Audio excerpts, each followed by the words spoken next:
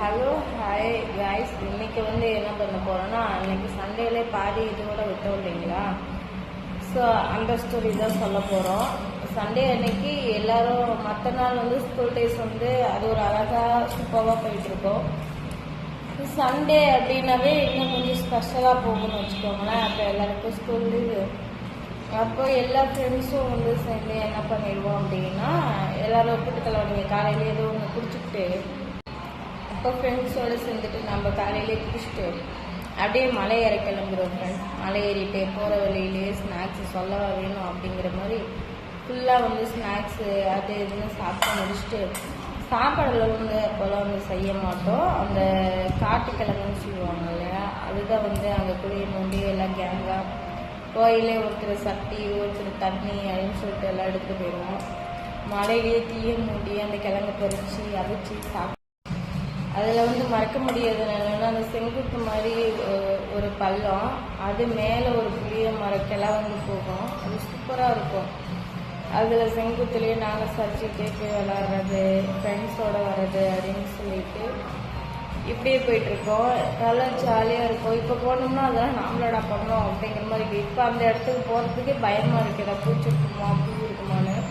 ஆனால் எதுவும் தெரியாத அந்த வயசில் விளையாடுறதுலாம் ஒரு மெமரியாக. இதே ஆட்டம் போட்டு குதிச்சுட்டு வர வழியில் அந்த சப்பாத்தி கல்லியை முள் எடுக்கிறதுக்கு நான் முள் எடுத்து அந்த பழத்தை சாப்பிட மாட்டேங்கிறோம். நாங்கள் பண்ணுற பாடு கொடுப்பாரு ஐயோ அப்படிங்கிற மாதிரி இருக்கும். அதை முடிச்சுட்டு அப்படியே நம்ம வீட்டுக்கு வந்தோம்னா நல்லா சோறு குழம்போட டிஷ் ரெடியாக இருக்கும். அந்த நிலா வெளிச்சத்தில் அப்படியே உட்காந்து சாப்பிடக்குள்ள ஆஹா என்ன சொர்க்கம் மாதிரி இருக்குடா அப்படிங்கிற மாதிரி ஒரு ஃபீல் கொடுக்கும். அந்த இதமான அந்த மாங்காட்டுக்கு அந்த மாமரம் நிலாவில் உட்காந்து சாப்பிடக்குள்ள. இன்னைக்கு நடுவுலேயே மலை ஏறினீங்களடா, மலையிலேயே உங்கள் ஜோலியை முடிச்சுட்டு வரதுக்கே டைம் சரியாக இருக்குமாடா அப்படிங்கிற மாதிரி தோணும். ஆனால் இதுக்கு நடுவில் ஒரு குட்டி கலாட்டா போடணும். எல்லா காட்டிலையும் வந்து பூந்துக்கிட்டு அங்கே யாரும் எதுவும் கேட்க மாட்டாங்க. ஏன்னா அவங்க பிள்ளைங்க நம்ம கூட தானே இருக்காங்க, அதனால எதுவும் கேட்க மாட்டாங்க. எல்லார் காட்டிலையும் இருக்கிற ஃப்ரூட்ஸு, முந்திரி பழம், பப்பாளி, நெல்லிக்காய், மாங்காய், அன்னாச்சின்னு சொல்லிட்டு அவங்க இல்லாத பழமையிலன்னு சொல்லுவோம். ஸோ எல்லா காட்டிலையும் கொய்யாக்காய், தேங்காய்ன்னு சொல்லிட்டு ஒரு ஃப்ரூட்ஸ் வந்து விட்டு வைக்காமல் அந்த ஃப்ரெண்ட்ஸு தேங்காய் சுற்றி எல்லாத்தையும் வந்து ஆட்டையை போட்டு நல்லா அமுக்கிட்டு நான் இல்லை அப்படிங்கிற மாதிரி வீட்டில் வந்து இந்த மௌனம் இருக்கிற பாருங்க, அதெல்லாம் வேறு லெவல். ஸோ இதெல்லாம் ஏன் சொல்கிற குழம்புற அப்படின்னா, அது நான் ரொம்பவே மிஸ் பண்ணுறேன். ஸோ நீங்களும் இந்த மாதிரி ஏதாவது குட்டி குட்டி சேட்டை பண்ணியிருந்தீங்கன்னா எனக்கு சொல்லுங்கள் கமெண்ட்ஸில். ஸோ நான் மட்டும்தான் இப்படி பண்ணியிருக்கேனா இல்லை எல்லோரும் இப்படி பண்ணியிருக்காங்களாங்கிறத தெரிஞ்சுக்கிறேன். இதில் வந்து மறக்க முடியாத ஒரு சம்பவம் ஒன்று நடந்துச்சு. அவங்களுக்கெல்லாம் சாப்பிட்டீங்களடா அப்புறம் அமைதியாக இருக்கிறா அப்படிங்கிற மாதிரி எங்கள் டேடி வந்து இப்போ பலாப்பழம் வந்து வாங்கிட்டு வருவார். கொல்லிமலை நமக்கு பக்கமாக அப்படிங்கிறதுனால பலாப்பழம் மலிவாக கிடைக்கும்னு சொல்லிட்டு சீசன் அப்போ தூக்கிட்டு வந்துடுறாருங்க ஒரு பழத்தை. அதை எல்லாம் ரவுண்ட்ஸாக எல்லாம் ரவுண்ட் கட்டி உட்காந்து சாப்பிட்டோம். ஆனால் இதில் சிறப்பான சம்பவம் என்னென்னா, என் தம்பிக்காரன் லாஸ்ட்டு தம்பிக்காரன் ஃபுல்லாக அந்த பலாப்பழத்தை சாப்பிட்டு அவனுக்கு வந்து அப்படியே மூச்சு திணறல் மாதிரி ஆயிடுச்சு. அப்படியே கண்ணெல்லாம் மேலே சொருகி அது ஒரு மாதிரியாக மூச்சு அவனை விடும்போது ரொம்பவே கஷ்டப்பட்டான்.